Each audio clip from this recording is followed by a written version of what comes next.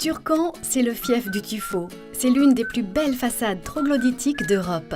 C'est là que vit Frédéric Filiatro, le nouveau seigneur de la Vignoble, un remarquable château troglo.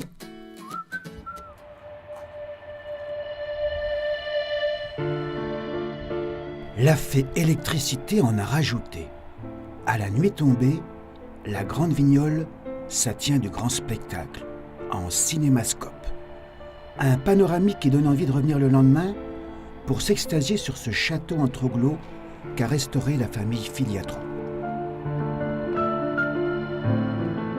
Ici, les petites gens vivaient dans des caves, travaillant pour le seigneur Jean de la Vignole. Et Jean de la Vignole était exécuteur testamentaire de René d'Anjou, du bon roi René, dont on a les traces en fait sur une des voûtes de la cave avec les couleurs du roi René et le R couronné.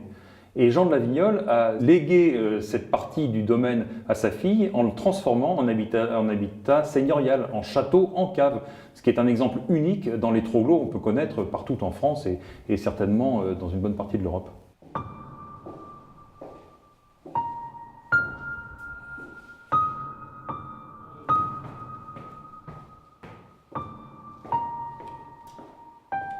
La Grande Vignole ou le tuffeau dans tous ses éclats, en version brute et civilisée.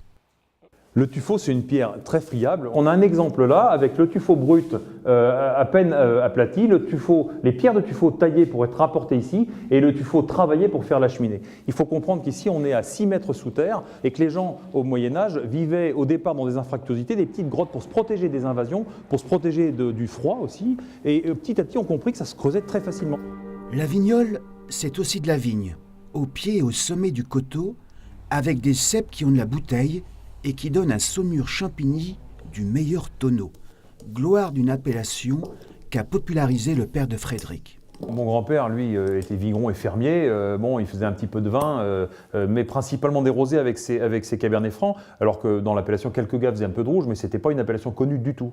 Le Saumur Champigny a pris ses lettres de noblesse plutôt dans les années 70-80, quand mon père a repris d'ailleurs. Il a mis en place des systèmes de vinification qui apportaient beaucoup de fruits, et c'est ce que les gens attendaient. Et à Paris, ça a été un grand boom. Tout le monde voulait du Saumur Champigny, c'était servi un petit peu frais, ça allait sur toutes les tables, toutes les brasseries. C'est devenu un vin classique qu'il faut avoir sur une carte des vins cohérente.